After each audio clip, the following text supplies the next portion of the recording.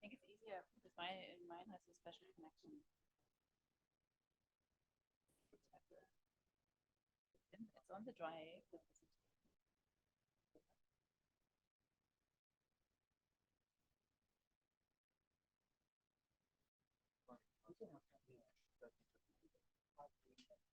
Ah, okay.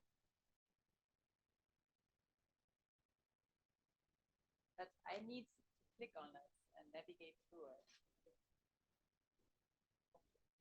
But I basically need a cursor and I need to show them on the.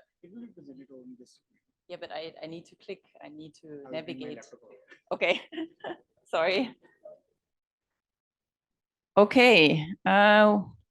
While we're sorting out the technology, we will now continue with databases. So you've learned quite a bit about indicators that are relevant in social protection. We also heard a request about, are there any tools that we can use ourselves to navigate? And yes, there are. So we will discover some of the relevant databases where you will find data that you can then tailor to your needs. So if you want to find out more about expenditure, about coverage, about adequacy, performance, etc., there are different databases that are available. And what I want to do first is to sort of show you the different databases and also calculation tools that you can use. They are actually quite user-friendly. So there are dashboards, there's an interface, so you don't need to be technically versed. I know that some of you are, but yeah, also for those who are not, they are sort of fairly easy to navigate once you have taken some time to go through it. So what we will do is I will briefly introduce the different databases that I would consider most relevant in social protection. There are certainly many more. It depends also a bit on your area of interest. So if you're focusing on the elderly, if you're focusing on people with disabilities, etc., there are also more specific databases. So I will show you the, let's say, the most commonly used that also produce some of the indicators and some of the output tables that you've seen earlier in the course, okay? After this run through, we will have a competition. So competition means that you will get active because the entire point is that you actually get to use the databases and not that I will show you that, you know, there are databases, that you also learn a bit, familiarize yourself with the databases. And in order to do this, I mean, you will get together in groups. You can again self-select. There's sort of a quiz for you. So there are different questions that ask you to go through the databases and look for the relevant information. And we'll, let's say, dedicate around about 50 minutes for it. I'm not sure whether all the groups will manage to go through all the questions. Try your best. Also try to make use of the different members of the group. So not everyone has to work on all the questions at the same time. And since it's important to also have incentives in life, the winner gets a German chocolate. So the winning group. Yeah. So maybe also think strategically about the size of the group. Whether you want to team up with 10 people or just 5. All right. I don't know. Are we? Okay. Okay. So just waiting. One more minute. Okay. And then we will, after lunch, because we're a bit behind schedule, we will also go over the questions just to make sure everybody knows, you know, where to find the answer and why the answer that you might have identified was not correct. So the way it works, we've done quizzes before, but this time only one person per group will actually log into Mentimeter, yeah, and then you will have time. So it's not like you have to respond to the first question within the first 5 minutes. You can go through all the questions at your own time. And okay.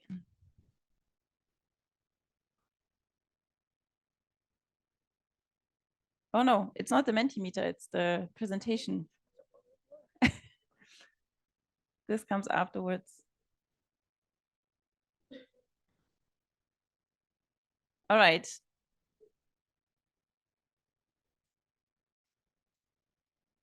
Yeah. So in a nutshell, I mean, just to give you an overview, that's of course not very interesting now for the moment, but those are the databases that I wanted to briefly introduce. You've already heard this morning about World Bank, the Aspire database. We've also looked throughout the course at the World Social Protection Data Dashboards by the International Labour Organization. So this is also the dashboard that produces this famous figure that is frequently used, that when it comes to worldwide coverage. I'm sure you've heard it before, that close to 50%, half of the world population does not even have access to one single social protection scheme. So this is where this figure is coming from. But it doesn't only have global information, but also at country level. Then the UNESCAP Spot database, also interesting. That's a database specifically developed for Asian countries and also with new functionality. So you can also simulate impact. We'll look at it. Then the ILO doesn't only have the dashboards, but they also have a cost calculator. So I hope you remember the social protection floors. So the basic set of guarantees that every person should have, ideally. So this tool allows you to actually cost it out. Yeah, so if I change some of the parameters, if I give more to the elderly, less to children, etc., if I fix it at the sort of the minimum wage or the poverty threshold or whatsoever, you know, what would it actually produce in terms of costs? Then the ISA country profiles, International Social Security Association, they have on every single country in this world, they have a country profile in terms of mainly also the legal requirements. Yeah, so you get quite a bit of information, mainly about social insurance schemes, because the International Social Security Association is mainly about, I mean, it's an interest organization for social insurance agency. So that's why also you see the data reflected there. Then there are two databases. I'm not sure whether, you know, this is, let's say, of most relevance to you, but the OECD, Organization of Economic Cooperation and Development, they also have a database on social expenditure, but again, for their member countries. Pakistan is not one of them, but if you're interested in looking at other OECD countries and how much they are spending, so they have quite detailed information on social expenditure here. And then the last one, this is, those are the MISOC comparative tables. They're a bit close to the ISA country profiles, but just with more information on it. It's mainly on European countries. So again, I will not go into a great deal of detail, but I heard also today someone asked me, so how's the situation or how's the system in Germany? How does it compare? So if you're interested in sort of how schemes are organized, and this is now more the qualitative information, what are the eligibility criteria? How is it actually funded? You know, how is the benefit composed of? So those are not the quantitative data, but this is the qualitative data. Yeah. So if you want to know more about the schemes, let's say you're thinking about old age care system, and you want to know how other countries have actually organized it. You know, what does it take for people to actually be eligible? What kind of services do they get? How is this being funded, etc. This is a database that will provide you some information. And the nice thing is also that you can compare it across. So if you want to see, okay, I'm interested how a Scandinavian country and Germany and maybe, let's say, France, how they are doing it, you can actually get the table in a format that you can compare across countries of the different pieces of information you're interested in. Okay, let's look at some of the databases. So those are the ILO social protection data dashboards. I hope this is going to work.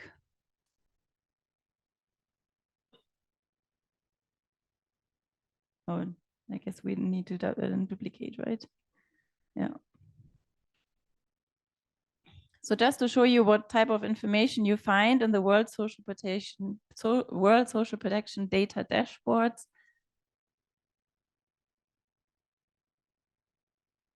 So this is now the world, and this is the famous figure that I just mentioned. You know, this is the percentage of the world population that doesn't even have access to one single social protection scheme, but there's much more that you can find. And you can look at the global data. Now this is the world, but you can also look at countries, right? So if you want to look at country data, you can click on country, and now there is already one country that pops up, but of course you can choose any other country as well. So you have the same type of data, which is displayed at global level, also at country level. And so what do you see in terms of the data? Also next to the effective coverage, you see an overview of the social protection system. You see also the effective coverage broken down by different sort of risk types or subgroups: children, maternity, unemployment, work injury, disability, old age, pension, and a bit of a loosely defined category of vulnerability. Then you have expenditure data here. You also have legal coverage. Again, also differentiated here by female, male. You also have sort of the ratification of international up-to-date social security conventions, which are also displayed. And then, I mean, I will let you also explore further. I mean, here you have something on the sources. It's also interesting information. And there are more pages that you can look at. And here information, sort of the same type of information, is displayed in a different format. Here you have a table that of all countries that looks at the ratification of international up-to-date social security conventions. Here you can see where the data is coming from, the ILO, which is of course the custodian of those conventions. But you also have, for instance, the social protection legal coverage by function, again, also organized across all countries. So those are sort of the summary tables that you find in the subsequent pages as well. Okay. So much for the social protection data dashboards. The next database I wanted to introduce is the World Bank Aspire database. So here you find information that you will sort of recognize, which is also covered in the ILO database, but also other indicators. And here the database is, okay, no, we don't want to know about this, is organized in the following way. So you have information on social protection expenditure that you can click on, and then you have information on social protection performance. Let's click on social protection performance. So again, you can also select a region or select a country, and you will get sort of a compilation of data. But if you want to search more specifically, if you don't want to say, okay, I want the profile for Pakistan, but I'm interested in actually coverage data or targeting accuracy, benefit level, impact, this is what you find further down.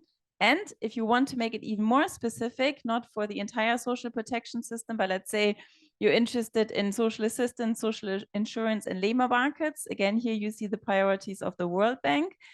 You know, you can click on it.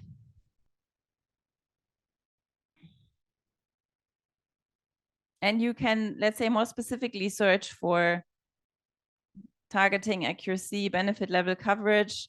Again, here these are the dashboards. So you can also, this is Bangladesh, which is shown here, but you can also change the country. Yeah, you can also compare countries if you want. You can select more than one country. And those are the indicators that you can also select here. So you learned about, again, sort of the income distribution, the different quintiles. So if you want to know, you know, how much does the first quintile, the poorest quintile in Pakistan get in terms of a benefit, this is something you can specify here. Yeah, so you can get data across the entire population, but also by quintiles or by poverty level, like the extreme poor. This is another category that you can pick here. Yeah. And this is now the average daily per capita benefit. You can also, we looked at adequacy. So same story, you can select the country here and also the indicator is given again by quintile, total population, and benefits in extreme poor below the international poverty line. Yeah, so here you can filter. You don't need to look at, let's say, most aggregated information. So I know this is a quick tour, but you will get a chance through also the quiz to familiarize yourself a bit more, to sort of click your way through it. And for those who want to go beyond the data dashboards that are available, there is, of course, also the possibility to look at even more disaggregated data. So if you're just interested in a social pension and not social assistance as, you know, a bulk category, there's also the possibility to look at this. You can build your own report. So this goes beyond the data dashboards. But I don't want to entirely overwhelm you here, just to let you know of the possibility. And once more, I mean, you can click your way through it. You can specify a country, specify the indicator, specify also the time period you want to be looking at. So there are also possibilities to build your own report and not to entirely rely on the dashboards, but because if you play a bit more with it, at some point you will also realize that you reach sort of the end of the possibilities of the dashboards, because they are meant for mainstream, quickly accessible information. You know, if you just want to get information at a higher level, I would say more aggregated level quickly. Any questions so far before I rush to the next one?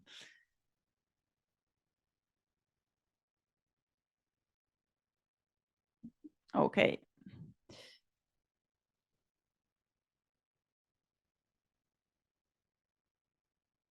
Okay, so the next one, this is true, yeah. The ESA profiles.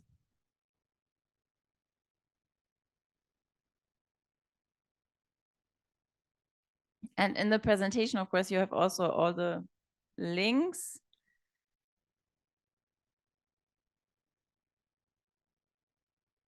So here you can, again, filter by country or region.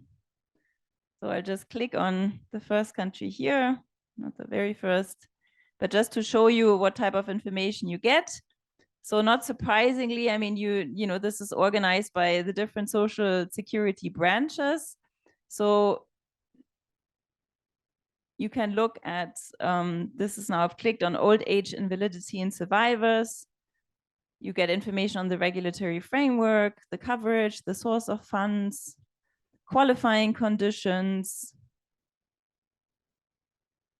So you see it's also quite old age benefits, the invalidity benefits, survivor benefits, the administrative organization. And you can also see here from, I mean, when the data was last updated as well. And they're actually doing this, the country profiles, they're updating it, I mean, not as regularly as you might want them, but still, I mean, there are sort of turns they take. There is an inquiry going out to every country to find out about any changes or reforms. And here you also have the possibility to compare countries. So if you click on this, you can select more than one country, and again, you will get a table that compares it across. Okay, then the SCAP, the Social Protection Online tool, that's how it's called. I find this pretty cool. It's actually a newer tool. There are different functions here.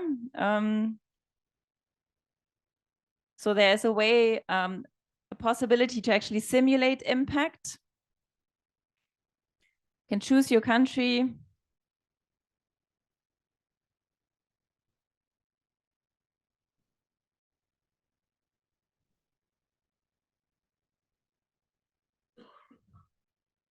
And here you can see in Indonesia introducing a universal child disability and old age scheme at a global average benefit level would decrease poverty by such and such, increase consumption.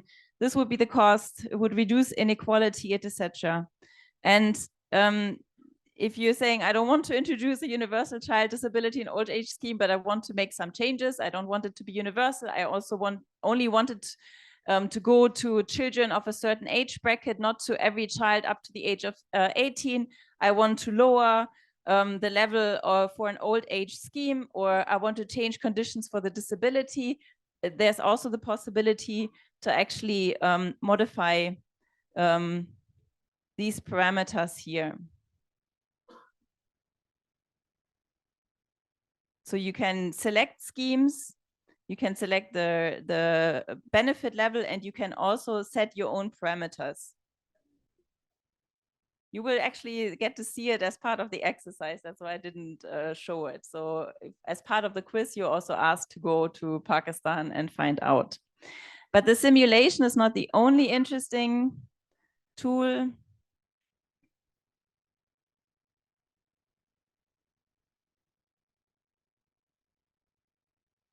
So it's the simulator. Oh, sorry. Go back to the original page. So you have the simulator. You also have training courses. There's also an evidence base. There's a social protection online tool, how they call it. Here you have data on coverage and expenditure. Again, you can select your country or look at it in greater detail. And you can also assess how comprehensive your social protection system is in your country by answering this, this questionnaire here that walks you through the different provisions for health, children, working age, older pensions, so you can get an idea of where you stand.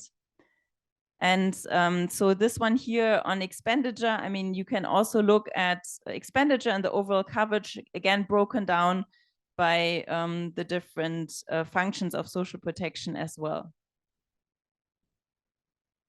So much for Spot. Almost through.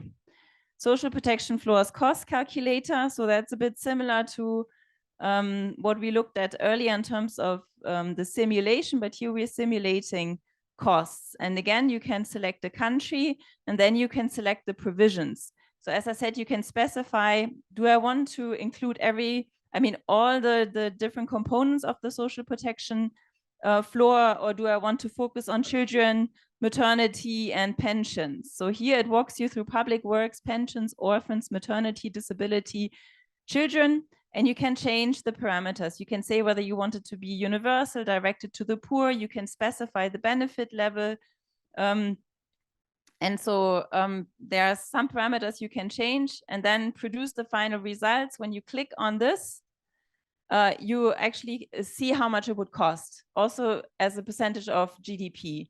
And I find that actually interesting because, again, you can compare and contrast. You can say, okay, if I change that parameter, you know, how much would it actually change the overall budget?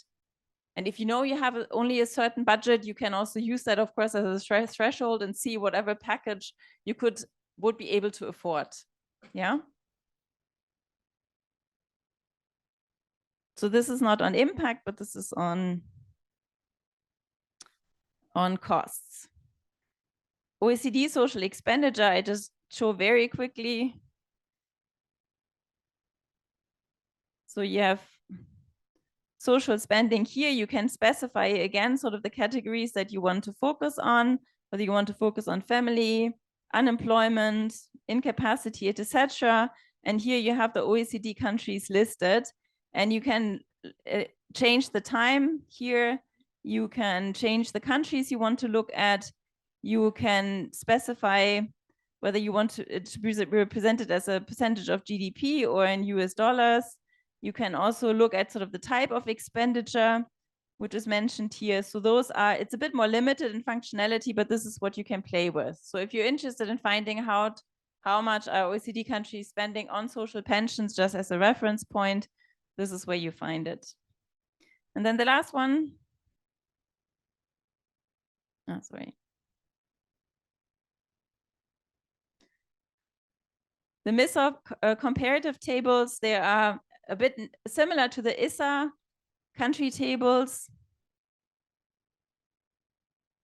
Again, here you can specify the countries, you can specify the topics and also the format you want it to be in.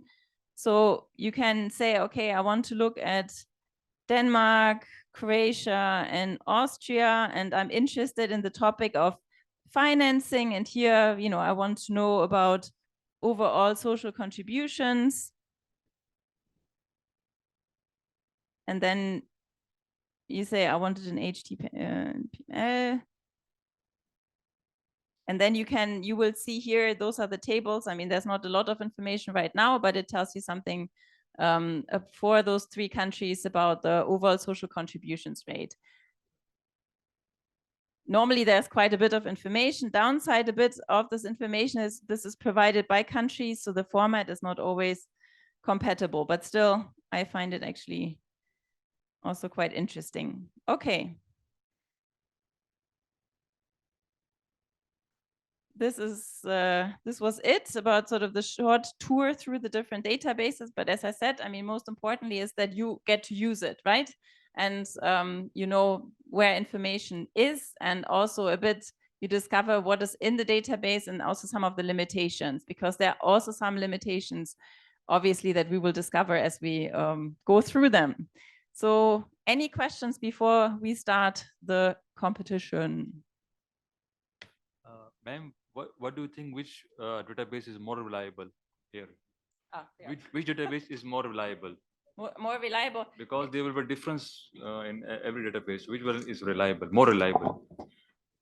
Well, that depends a bit what type of information you're looking for. So if you have several databases in terms of, let's say, the expenditure, even that differs. Like you only have expenditure on safety nets and Aspire, and you have expenditure sort of on total social expenditure collected by the ILO. Also, the sources of information are different. I mean, we heard earlier that Aspire is built on household survey data, which has certain advantages, but also certain disadvantages.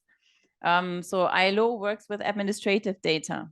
Yeah, so that usually paints a much more comprehensive system in terms of the number of beneficiaries. If you look into the Aspire database, there are only certain programs captured because it depends on the survey data. So if the survey doesn't capture it, then we don't have any information on it. So usually administrative data is, let's say, more comprehensive, but administrative data doesn't allow us to estimate poverty effects or inequality effects, because for that, again, you need household income data, which, you know, is only available through the surveys.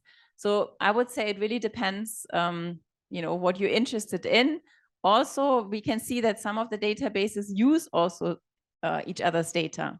So the SPOT tool now for the Asian countries also uses the data by ILO. At least it's mentioned as a source.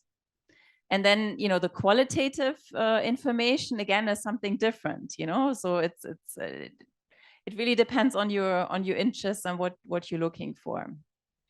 In terms of performance data, so there are only a few sources. I mean, you find them in the SPOT, you find them in Aspire. So if you're looking at impact on inequality and poverty reduction, etc., this is something you find there. It's all simulated though. I mean, this is something also to keep in mind, because this is not an impact evaluation that they did, but this is just simulated. Yeah, so if I give you a certain amount of money, your income changes, I expect your income to change, and this is what is actually calculated. It's not the real change, you know, so this is also something to keep in mind.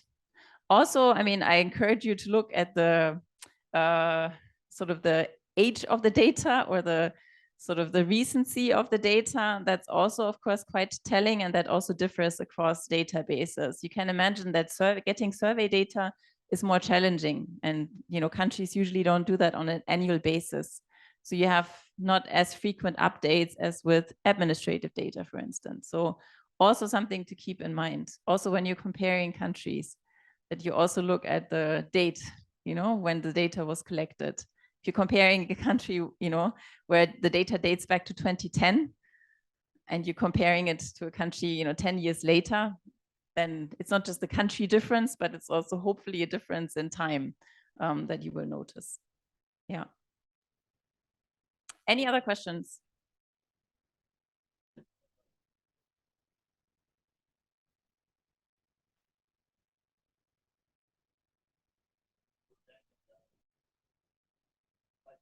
Yeah.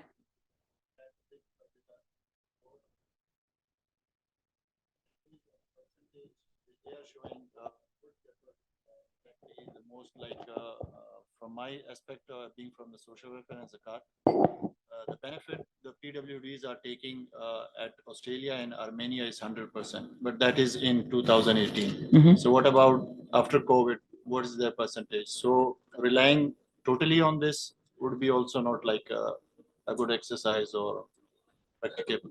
Yeah, no, I mean, very good point, and that's why it's important to look at it. I mean, the ILO data tables, I mean, they're updated every 3 years for each country. Yeah, so this is the inquiry that is sent out. Yeah.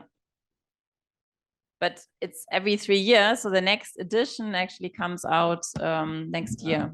ILO have a live data after every quarter collecting from each country, and Pakistan also update on that portal. 1.3.1 is a quarterly live dashboard. You mean the ILO World Social Protection Data Dashboard? Yeah, Well, I mean, Pakistan also contributing in that. no, I mean, every country is also contributing to it.